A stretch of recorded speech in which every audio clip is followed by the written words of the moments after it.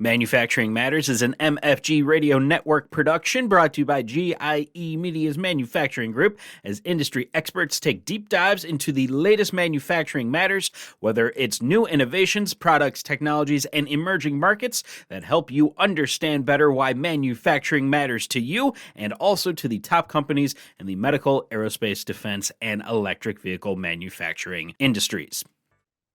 Hello, and welcome to Additive Manufacturing Trends Innovations with Christian Seidel, brought to you by GIE Media's Manufacturing Group.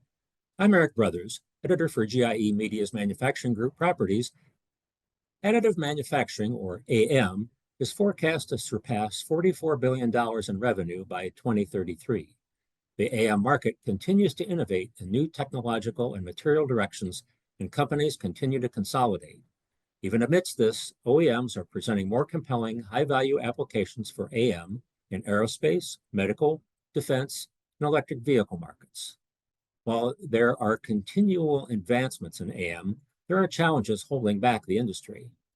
We'll explore these topics in greater detail today with Christian Seidel, Strategic Implementation Consultant at Wellers Associates, powered by ASTM International. He's also a full professor of manufacturing technologies and additive manufacturing at Munich University of Applied Sciences since 2019.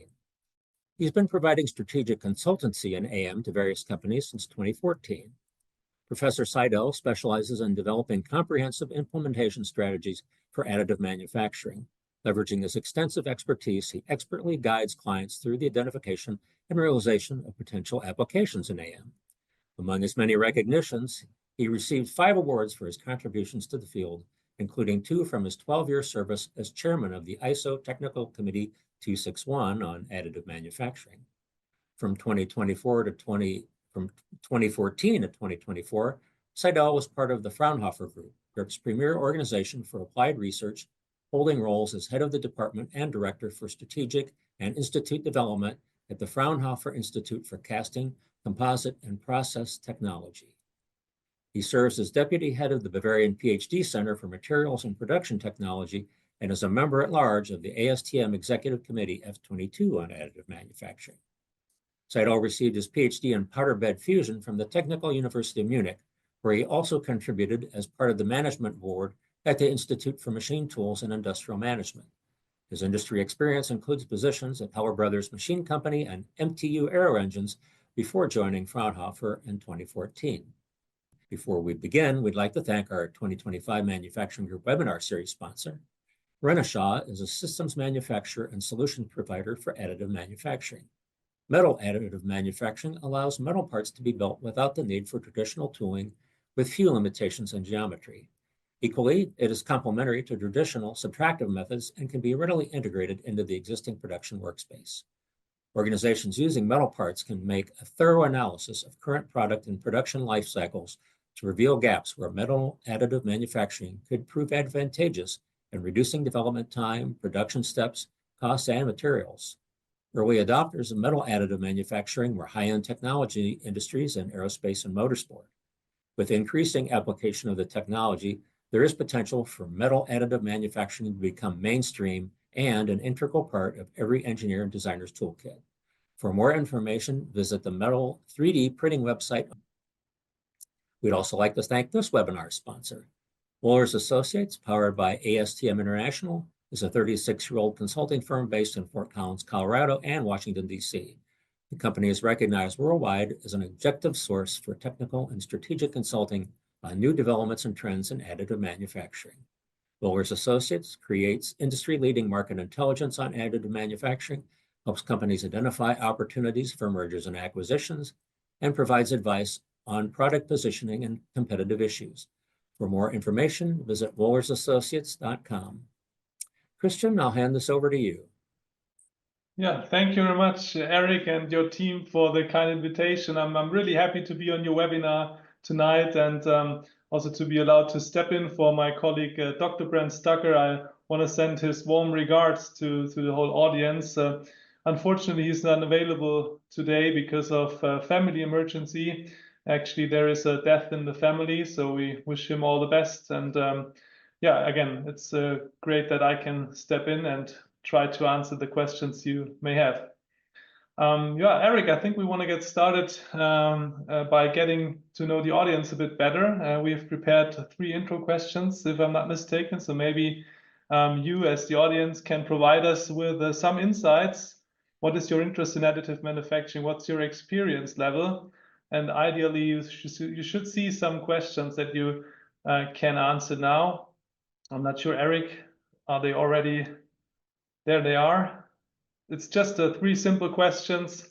If you can give us an answer, we just know what is your background and what's your interest level. That'll be much appreciated. I can see now the first question on my screen. Trying to answer it. Oh, hosts are not allowed to participate. Okay, so I can, but you should be able to click on one of the 4 options that you can see here now. I'm not sure if we do have live results. We'll have the results here in a second. Okay. Ah, yeah, so it's 34%. So most of you, like a third of you, are frequent users. Then we have some sometimes users in our group, and infrequent users, but also non-users. So warm welcome, especially also to the non-users. Happy to give you some insights into this very interesting field. Excellent. Can move on to the next question, I guess. The next question is about markets, because additive manufacturing is an interesting range of technologies, because actually you can use them in various fields. You can use them for medical applications, dental, aerospace, automotive, energy, oil and gas, just to name a few. And we provided a pre-selection for you, and we can more or less deep dive into some of the areas of your interest.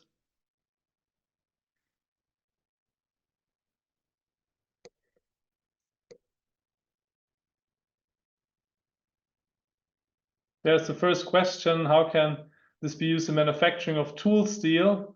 Well, tool steel is one of the eldest applications for additive manufacturing. The history goes back decades, and we started in prototyping, and then tooling was the next step. And 12709, a Maraging steel, is one of the best known, I would say, in the industry. But let me check here. So we have an aerospace. Oh yeah, you're allowed to pick multiple industries. That's why it doesn't add up to 100%. So most of you are really interested in aerospace and or defense. Very great field of application. Then we have followed by automotive, medical, and others. Okay, great. Good. Thank you very much. Last question is really about the application. Gives me an opportunity to keep answering your tooling question. So tool steels are fairly well known, at least one of these alloys. So as you might know, there are multiple alloys that can serve as a tool steel. There is not a single tool steel. You'll be looking at M2 alloy or at H13, H11. And we even came up as an industry with some very specific tool steels, high hardness alloys that were, uniquely mixed for additive manufacturing purposes. Like one that is in my mind currently is called Spezialis from company Roswag, a German company. I think you can have hardness values of up to 62 Rockwell or something. Let me look at the answers first. So most of you are interested in production. That's good news. Prototyping 48% and tooling 36%. Okay, but let me quickly finish answering your question. And tool steel, as I said earlier, the 12709 is very well known. And other tool steels, maybe the ones that have even higher hardness values, they sometimes are a challenge if you want to process them with our, most widely used technology, the laser-based powder bed fusion of metals. Sometimes you will get cracks, and you will have sometimes a hard time achieving full dense parts. So for that reason, there is sometimes still a bit of development work necessary, but in general, you will find with the typical service providers a small range of tool steels that you can, that are qualified. Okay. Well, yeah, this is, first of all, thank you all for answering the questions. It gives us a bit of an idea about you as the audience. I'll minimize the chat again. Well, this is just a slide, but Eric covered it very well. Thanks for the kind introduction, Eric. Just a few words about Volus Associates. So basically, it's a consulting company within ASTM International. So we have all the links to the standardization units and all the other great activities that ASTM does. And our core focus is on market intelligence and consulting. So really helping you guys to use additive in a beneficial way. And I'll come to the market intelligence side of our business later with a slide introducing our Volus report that is published every year. And this year it will be the 30th edition. So there's a slide on that later on. And we can deep dive into our questions. Eric, handing over to you. Okay. So one of the first questions we have is, what is the size of the additive manufacturing market in the US and globally? Yeah, so, well, if we can jump to the next slide, we can see an overview taken from the Volus Report 2024, which is until maybe April, still the most recent version. So we measure the market size, and our result is that the market is, the global market for additive manufacturing is equals about 20 billion US dollars. So this is not a lot, right? It's a niche market. And to give you a bit of a ratio, how much is that? How much is 20 billion for a market? You can basically refer to that 0.13 percentage value, because this 0.13% is the percentage share on the global manufacturing economy. So the global manufacturing economy covering cutting technologies, casting, whatever you can think of in terms of manufacturing, is covered by this market size, the 15 trillion. And if you take this number as 100%, our 20 billion market equals 0.1% roundabout. So you can see it's a niche market. But why is it an interesting market, though it's a niche market? It's because of the growth rates. The growth rates over the past 35 years average to 25.2%, as you can see in the bottom right part of the slide. So this is quite a high growth rate. From 2022 to 2023, we've seen a growth of 11.1% globally, still in the double digits, but not as much as it used to be a few years ago. For this year, so growth from 2023 to 2024, we will be publishing our results later this year, but I would guess that it should remain in the same range, because some of the market players kind of struggled, others did very well. So I guess in average, we might end up with around about 10% plus minus again, but this is really just my guess. We don't have the feedback yet. We will need to do the math once we've received the feedback, and these are the confirmed numbers for last year. Are certain countries embracing additive manufacturing more than others? Oh yeah, actually, that's the fact. That's true. We can, if you can go to the next slide, you can first of all see the predictions. So what were our predictions last year for the industry? And you can see, like, we expect continuous growth because it's been widely used in multiple industries across the world. And as I said earlier, currently we have a very, little percentage share on the global market for manufacturing. And from our experience, we do not think that this is kind of, this is the end of the story. We rather expect additive manufacturing to end up in the single digit value. So there must be growth in the next years. And if you go to the next slide, you can see a comparison of countries. And this is a very interesting chart. A colleague of mine created it just a few weeks ago, because it gives you an overview, kind of a 3D overview, and it brings into a ratio the gross domestic product of a country and the amount of industrial AM system installations. And when we're talking about an industrial additive manufacturing system, we consider the systems that cost more than $5,000. So maybe you have in your company a rather cheap printer for prototyping or for supporting your product development from companies such as Ultimaker or Prusa or whatever. These are very cheap systems, typically below the $5,000 threshold. In this statistic, we only take into account the industrial systems. And you can see here differences. So countries with a large gross domestic product do not necessarily have a large amount of AM system installations. And you can see here that the United States, they're doing fairly well. Germany and Japan also have a high ratio here in terms of this KPI. And on the right-hand side, you can see a chart that also takes into consideration historical data.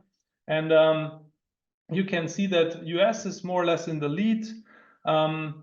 It has cumulatively counted more or less the largest amount of industrial AM system installations, followed by China and Japan and Germany more or less on such a similar level that they are printed on top of each other. So here you can see the most active countries in additive manufacturing in these two charts. Okay. Our GIE Media Manufacturing Group includes medical, aerospace, defense, and munitions. Can you tell us a little bit about those particular markets in particular? Yeah, sure. I mean, it's very interesting to see the progress in single markets. First of all, as I said earlier, additive manufacturing is widely used. So most industries use additive manufacturing, at least to a certain degree. And this gives this industry also, at least in my understanding, it gives it a little bit of resilience, right? Because if you have a crisis in the automotive industry, it's not a disaster for additive manufacturing, because automotive is just one of the industries where additive manufacturing is being frequently used. And that's one reason why we've seen this continuous growth over the last years, right? We all remember the Corona crisis or several wars in Europe and Middle East. So, these were all challenges for the global industry, and additive manufacturing just kept rising or kept increasing its revenue. So if you go to the next slide, we can see the 20 billion again. If you can maybe show the rest of the slide, you can see an allocation to various industries. So which sector produced these 20 billion globally? And your industries are kind of in the spotlight, right? If you can see here, according to our metrics, automotive was in the lead based on 2023 numbers, followed by consumer products, medical, dental, aerospace, academic institutions, and then government and military. So basically, as you can see, your media group covers a lot of the so to say top industries for additive manufacturing. And if you want, we can have a more closer look into these industries. All right. So one of the things, obviously, is drawing people to this is the advances in metal additive manufacturing. Why is this becoming so popular now? Well, first of all, the historically seen, the first systems on the market, they were for polymers, right? And that's why polymer was always in the lead. And also, you can see when you consider these what I call kind of cheap systems, the non-industrial systems, the material extrusion printers, you can see the mechanical engineering you have to master is not really complex. That's the reason why you can buy these systems for, I would say, $200 up to $2,000. That's definitely a range where you can buy these very, cheap systems. And to process metals, it's a different story, right? It's more complex. So the history of metal additive manufacturing is not as old as the history for polymer-based additive manufacturing. And that's one reason why polymer is still in the lead, I would say, in certain metrics. And well, in addition, the reason is also to be found within the physics. So if you have a melting point for polymers that is round about typically 200 degrees on the Celsius scale, well, aluminum will start melting at maybe 600-700 degrees Celsius. So it's more complicated to selectively, for instance, melt these metal materials. And aluminum is just the lower end of the scale. If you're considering titanium alloys, you'll be looking at 1,600 degrees on the Celsius scale. And I've frequently processed even pure tungsten, so you will be beyond 3,000 degrees on the Celsius scale. You can imagine the whole machine design will be different, will be more complex, and that's more or less one reason why polymer additive manufacturing is still in the lead. I think we've prepared a slide for this. If you can jump to slide 11, we can always jump back to the industry slides that we've prepared. But on slide 11, you can see the material sales, and obviously the material sales kind of correlates also with the installed base. And you can see that metals, the share of metals in the AM materials market has steadily grown from 8% in 2014 to around about 20% in 2023. And always, well, keep in mind this was, within the Corona crisis and, quite difficult market situations, but you can see a steady growth nevertheless. And well, yeah, this is representative also of an increasing number of metal AM systems and increasing metal AM production volume. So for that reason, we expect growth rates for metal to be higher compared to the growth rates for polymers in the near future. Hi, so can you kind of go through each of the markets that we discussed, medical, aerospace, and defense? I think you have some slides on those. Oh yeah, we just jumped over these slides. We can, if we go 3 slides back, we will probably see the slide that we've prepared to give you a spotlight on the medical industry. So again, the medical device industry is a very interesting one. Medical was one of the early adopters of additive manufacturing. You can always ask the question, why? Why does that make sense? Well, if you have patient-specific products, you will typically benefit from lot size 1, because if it's really patient-specific, it's typically a very good solution for the patient. And that's why medical was amongst the early adopters, and the growth of medical AM applications has kept pace with the overall growth of the general AM industry. And we will always, for the charts for the chart that we can see here on the slide, and will be also on the next 2 slides, please always keep in mind that this is we can remain on the medical slide for a second. But please always keep in mind that this is a relative share, right? And the pie, increased significantly over the years that you can see here on the axis. And this is, it just highlights that there was impressive progress in medical AM. And my personal view on medical AM is also that the point of care discussions, point of care solutions, point of care, maybe we can all even call it an initiative. Yeah? It's really a very promising field for additive manufacturing for the near future. What does it mean, point of care? It means that you're more or less printing on site in the hospital. So just envision a patient is like in the 3rd floor and your printer is on ground floor, and you can really supply the patient specific implants more or less without delays, sending parts back and forth. You can only you kind of have to get the data, what's the need of the patient, and then you can send it to your printer, which is in the same building. And this is really, I would say this is a big improvement, or can become a big improvement for patients. And the first hospitals have adopted a solution. I think one of the first ones was Salzburg University Hospital. So Salzburg is a city in Austria.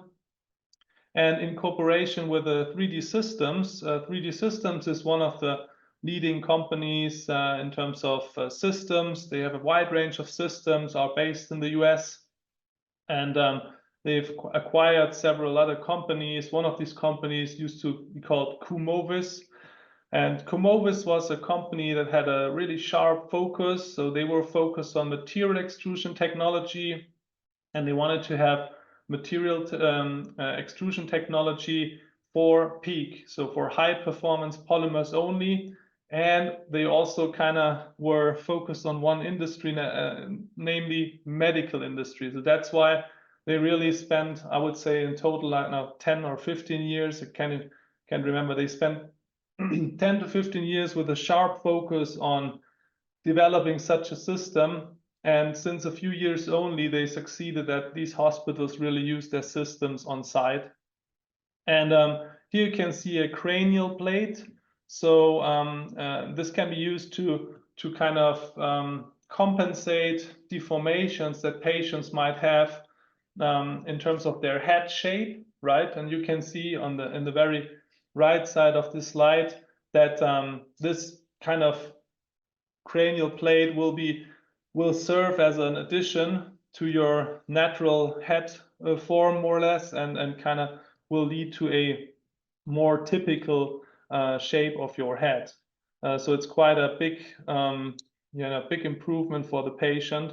And it's been a long way, because if you want to produce such implants as at least, how much was it, like 23% of it's not only the technology to be able to process a high temperature polymer such as PEEK, it requires a very rigid temperature control both around the nozzle and within your build chamber to produce high quality parts. So that's the technical challenge. But as you know, there is a probably equally complex regulatory challenge here, and that's why I consider this a good progress. Well, that was a bit of input for medical. Any questions from your side, Eric? No, but we do have a number of questions coming up, so I'd like to move on to the aerospace slide if we can. Sure. The aerospace slide should be the next, so maybe we can. Yeah. So aerospace industry is obviously a very interesting one, and you can see a significant growth in the years 2012 to let's say 17, and then you can see a slight decrease. But again, you have to keep in mind this was Corona time, and also the pie, kept increasing. So the revenue share, even if there is a decrease in share, it must not necessarily mean that the absolute value went down. But obviously also some low-hanging fruits having been addressed now. And we do have challenges with qualification in aerospace, as you know. And like as a simple rule of thumb, but I understand that 73% of you are from the aerospace industry, so don't have to tell you the very basics, but the more people are involved, the harder it gets with the qualification certification, and that's going to remain a challenge for the near future. But additive manufacturing for aerospace is probably really a perfect fit, because lightweight designs can be easily realized, and it's also an industry where one should not really always ask how many parts have you printed, right? But you can always ask how many parts have you replaced. So because if you have like an integrated design that might be less likely to fail, you have less mounting efforts and all that kind of benefits. So aerospace is a very promising industry also for the future. And it also is interesting to multiple products, right? For instance, commercial aircraft, but you can also consider like military products. There's, for instance, a heat exchange now being used on the F-35 fighter engine, and you might have heard from the European efforts to develop a next European fighter engine for the FCAS system. It's called Future Combat Air System. It's a whole system of well, devices, let me call it devices, like drones, fighters, whatnot. And, you know, to develop these highly sophisticated and very complex products, you might want to have the design freedom that additive manufacturing can offer you, because you will frequently reach physical limits. I had several discussions with a lot of US colleagues around the topic of hypersonic missiles. Obviously, you can know that the discussions were more on a higher level because it's a very sensitive topic. But I mean, it's obvious that hypersonic missiles, they really have very impressive thermal loads and mechanical loads. So additive manufacturing allows you to develop maybe unique alloy compositions that you can process by means of additive manufacturing technologies. And that can maybe withstand these loads superior to other alloys and other manufacturing technologies.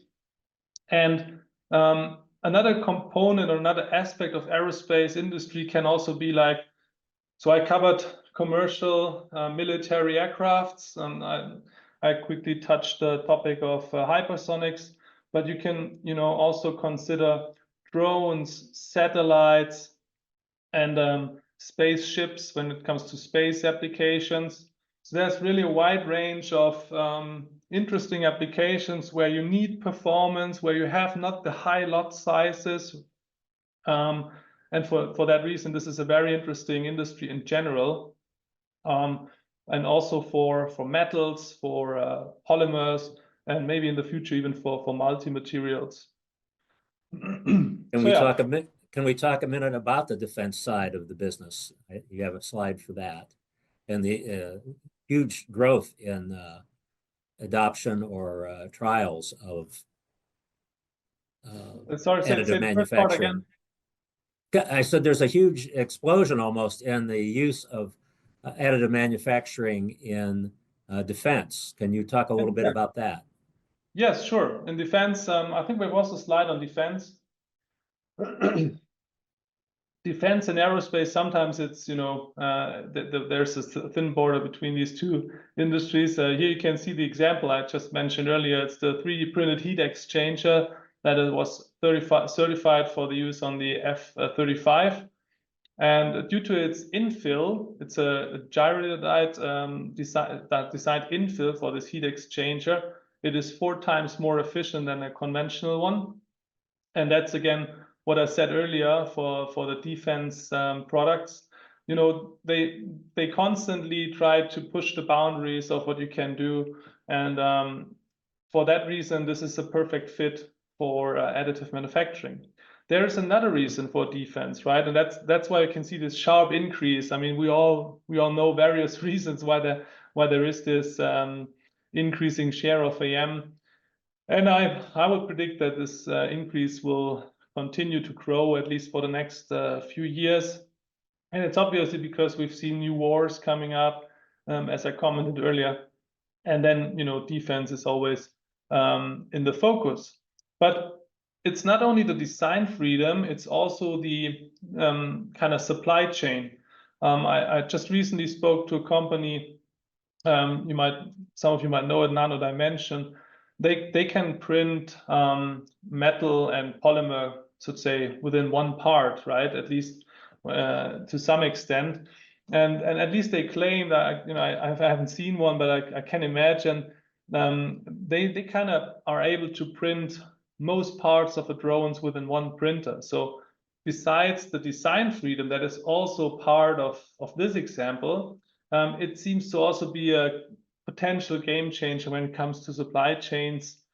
And that could be one aspect. Or I see a lot of interest in the defense area in terms of spare parts, because, you know, defense equipment sometimes is pretty old. And for that reason, the supplier who initially supplied you with a certain part might not exist anymore. And as you know, or as most of you are aware, if you have a 3D model of a part, you can at least near net shape print it. Obviously, you will have to fine machine it. At this point in time, we can hardly, or we cannot manufacture like tolerances. So for that reason, you always have to post machine it. But spare part supply and spare part business for defense applications, I think additive manufacturing can do a lot in this specific application. And yeah, that's a few reasons why we see a growth trajectory for defense also in additive manufacturing.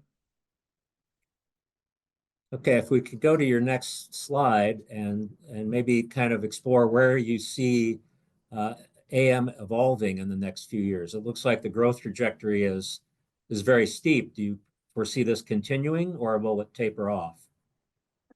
Yeah, I mean, well, this is a slide rather showing the AM material sales, and I can definitely see that rising as well. But we've had slide number 3 or 4. I think that was the forecast that we see. And for me, we can always discuss specific applications or specific industry.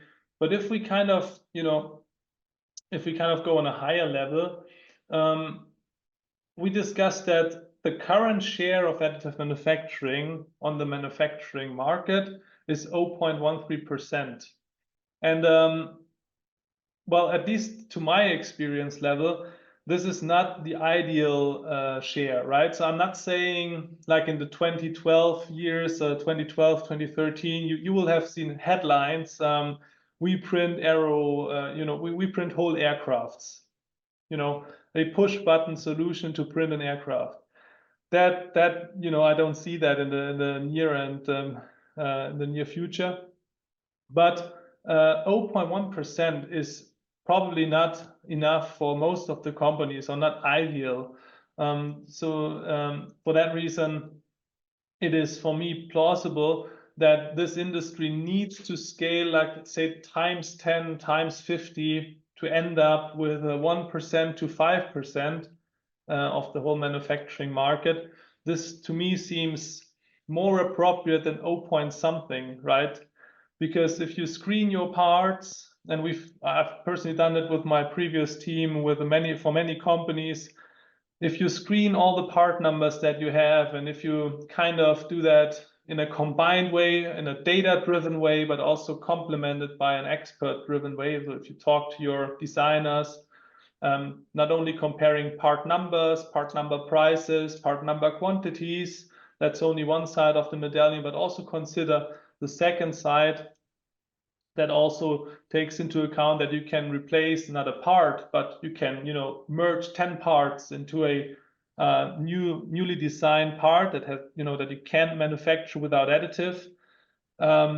It seems to be more appropriate to print 1 to 5%, like on an average, by means of additive manufacturing. When will we be there? No one really knows, but I expect a continuous growth over the double digit over the next years, at least as in compound annual growth rate, that will lead us to this single digit share on the manufacturing market.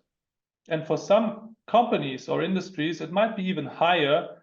I remember a CEO of an aero engine company, that was 6 years ago. He was on stage, and he said that I expect future aero engines to have a percentage share like 20 to 30%, if I remember correctly, parts produced by means of additive manufacturing. So he expected his company, at least for aero engines, not to end up in the single digits, but in the 20s or 30s.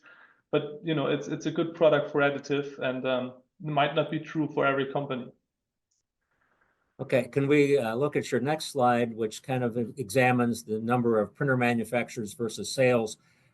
We've heard a lot about mergers and acquisitions among the manufacturers. How do you see this playing out compared to the technological advancements? Yeah, I mean, this is an interesting topic. What this chart shows you is quite it's quite impressive, right? The numbers, at least. So you can see in red the number of industrial AM system manufacturers, and you can see a constant increase in the amount of amount of industrial AM system manufacturers. And in blue, you can see the actually sold systems. And we feel like this is a mismatch. There are too many manufacturers for the current demand. And well, every manufacturer tries to establish a USP, a unique selling point. But we rather expect that there will be consolidation. So a few companies merging to become one larger company, leveraging some benefits. And we've seen that in the past already. There is currently one transaction going on, quite well, well-known merchant acquisition activity. Desktop Metal, Mark Forge, Nano Dimension, and Desktop Metal just recently acquired X1. So this is going to become maybe a large player in the industry. I think it's not set in stone yet, but that was under discussion. So we see a need for consolidation. At the same time, it's an interesting time for mergers and acquisition topics, because there's not a lot of money in the market, right? So if you compare the stock prices of some publicly listed companies, you can see that compared to their maximum value, sometimes you will see a 90% decrease in company evaluation. And the current mergers and acquisition activities, we rather see them on the merger side. So two companies, kind of working together, not a lot of money being paid. And it seems like there is consolidation. It used to be a merger of strength, and now it seems rather to be a merger of desperation, right? If that makes sense to you.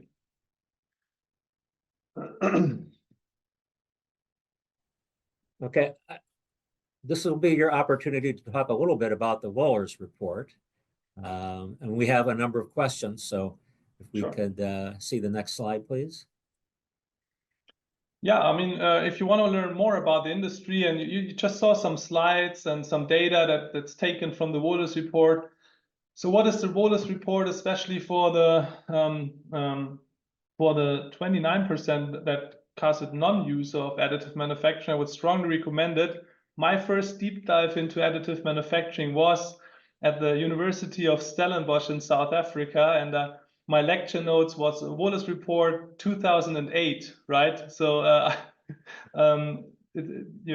used to work with this report for quite some years, and it's a really comprehensive source of information. You will find some fundamentals that don't change every year, right? So what is additive manufacturing?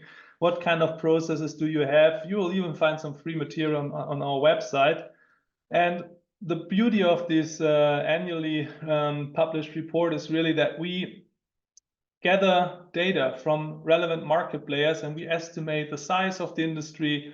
We put it into perspective compared to historical data. And this year is the 30th edition of Wohlers report. So we really 3x the amount of contributors. So we have contributors from 6 continents that currently are finishing their contributions to Wohlers report. And this is really interesting, and I would say almost unique, because you can get a report on what's additive manufacturing, in whatever, Hungary. I'm not sure if you're interested in Hungary particularly, but you will have an expert from Hungary write a section on what's going on in Hungary. You will learn about the sales numbers worldwide, and it's just a lot of information. And it doesn't matter if you're a newcomer to the industry or if you're very experienced AM champion. I'm quite sure the information that's provided in this document will definitely be of interest for you. And if you want to learn more about that, just contact me after the webinar. We have some new licensing models, and I'm happy to answer your questions. But as we have received questions, maybe we can look at them first. Okay, we're going to put up the slide that gives a little more information about ordering, or the Wohlers report in particular. And we'll get to some of our questions. One you sort of touched on earlier, and that is the workforce. And once I get the question up here. From a skills perspective, what are the hardest skills that currently constrain growth in additive manufacturing? Yeah. Is it salespeople, technical or engineering skills, or what exactly? Yeah, it's a very good question. Thank you for that. I mean, I would see, like, I wasn't prepared for this question, but I would have two answers. First, sales is an important one. So I've seen many companies struggling. So I have in my mind like one company, a specialist for welding equipment. They developed a laser-based powder bed fusion system, and they kind of canceled this project, and I asked why, because I liked the technical solution, was very smart. And they said like, well, it is a different story if you want to sell such a system, like a powder bed fusion system, quite complex, compared to selling a laser welding device. And that was a problem for them, because they had a powerful sales team, but so this is a challenge. And the second challenge that is kind of, in my view at least, one big puzzle piece why we don't have this breakthrough, or why the growth is not happening so fast, is really that if you want to design a functionally optimized part, you will have a hard time using your 20 years maybe old CAD skills, like in my case, where you have like these parametric models, cube on cube, right? This will not lead you to the theoretical ideal part design. The ideal part design might be a complex infill, like we saw with a heat exchanger. Just imagine you like drawing this in whatever CATIA or something. You'll have a hard time, and this is why the CAD skills, both in terms of availability, when it comes to like AM and tooling applications. I've met many experts in the industry. They have great ideas for additive manufacturing, but they don't even have a computer access, right? Because they don't need it. They have their box where they can, mount their jigs and fixtures, but they don't have a computer access, and definitely no CAD license. And if they were to have a CAD license, they have no training on it. And if if you have a training for a typical CAD program, as I said earlier, you will have a hard time developing a sophisticated heat exchanger. You might have additional simulation skills and all that. So I see this as one of the bottlenecks, one of the big bottlenecks. It's not necessarily the machine technology or whatnot. There are some wishes that we can't, that are still around, but there's quite high level of technology readiness already in the market. It could be always cheaper, but I would, if you want me to name two, these are the two that I just said. Do you have any advice for attracting the next generation into additive manufacturing?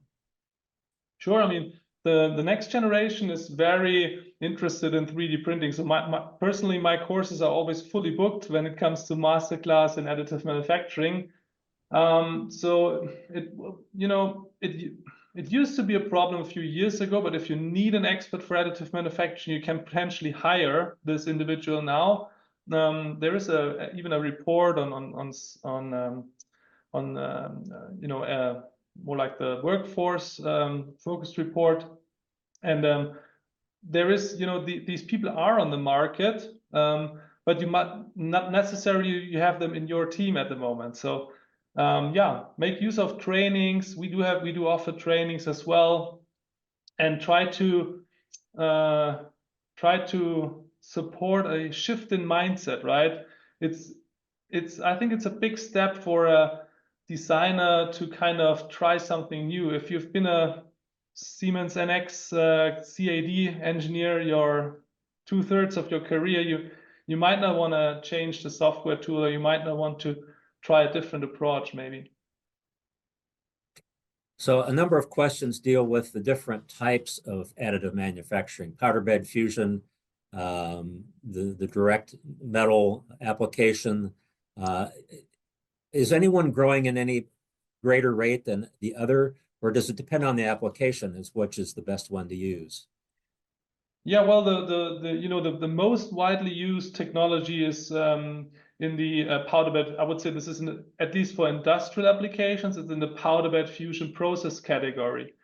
So especially for the ones who are not so frequent users, you may have a look into ISO ASTM International Standard number 52900, 52900. It defines 7 process categories for additive manufacturing. Well, so ISO ASTM 52900, and 7 process categories are defined in this standard, and they cover all the processes that you can find on the market currently. And the powder bed fusion process class, I would say, is still the most powerful one, both for polymer parts and metal parts. So I would say that maybe 70 to 80% of metal parts are being produced by means of powder bed fusion technology, right? So it's, in my view, the most mature technology and most widely adopted as well across industries, by the way. But well, as I said earlier, the industry maybe has a history of 30 years in the metal, on the metal side of additive manufacturing. So what I currently observe is that DED technologies gain more and more attention. So DED is referring to directed energy deposition. It's just another out of these 7 process categories. And it is more suitable to produce large parts, not so accurate parts though, but in a shorter time. And you can also use wire, you can use powder or wire for these directed energy deposition technologies. And also the system costs are fairly low for these technologies, because they are very similar to the welding technologies, like laser blown powder is quite similar to laser welding, for instance. Yeah, well, you know, referring back to your question, or the question from the audience, I expect a higher growth rate in directed energy deposition adoption in the next years, because I see a lot of momentum here. Like, let me give you one example. BMW, the German car manufacturer, is certainly one of the leaders in this field of additive manufacturing. Even beyond automotive industry, they've really invested a lot in this technology, and they have powder bed fusion technologies in their serial production since many years. But now, just recently, they accomplished to also use wire arc additive manufacturing, which is one process out of this directed energy deposition technology, right? And this is just one example, maybe highlighting what I just said, that powder bed fusion is widely adopted and technology readiness level 9, and now DED is gaining more and more attention. So do you see metal outpacing the growth of polymers, or again, does it depend on application? No, I would say that the growth rate will outperform. I would say that metal growth rate will outperform polymer growth rate. Yeah, in terms of total market size, it will take it will take a few years to become even. So, but talking about the growth rates, I would say yes, metal will. I would expect metal to grow faster than polymers in the next years. Yeah. Okay. Can you explain some of the market forces that are causing these failing AM system sales or lowering system sales? Is that just because we've reached a plateau, or how do you explain that? So first of all, there was a time when additive manufacturing was heavily supported by government-funded programs. So it was quite easy to get funding to buy a machine and see how it goes. Just buy a machine, right? So the utilization rate of the machines in the field is not even close to 100%. So there are overcapacities in the market. And as the market grows, you will first kind of fill the overcapacity before you buy another system. That's one reason. The other reason is, as the amount of sold systems, kept increasing over the last years, we've reached quite a high number now. So you have to, when you want to have growth, you first have to, sell this quite high number of systems that you've sold last year, obviously. So this is also a second challenge. And maybe a third reason could be that at least I observe, at least here in Europe, but it feels like that's similar to US, there's a bit of an uncertainty in industry in general. If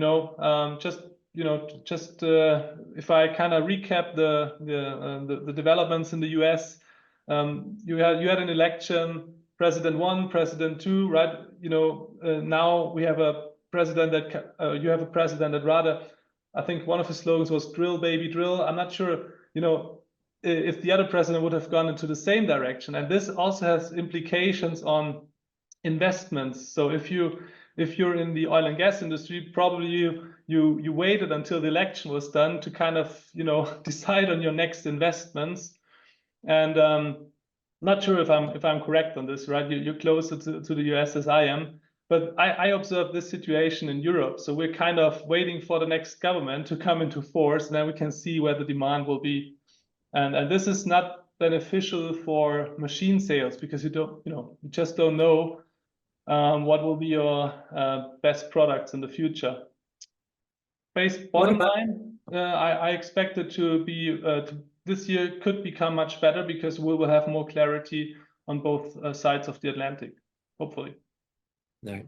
Where do you see hybrid additive manufacturing and subtractive manufacturing machines together? Is that a growing market trend, or is it better, or does it make more sense to have additive machines separate from subtractive metal cutting machines? Very interesting question.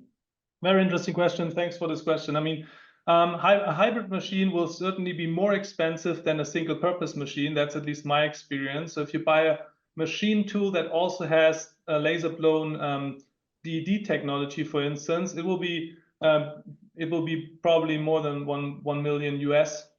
If you were to buy only a machine tool and a laser blown system, you might end up with the same amount, but you have two systems. And from a production standpoint or from a manufacturing KPI standpoint, you can try to kind of utilize both machines 100%.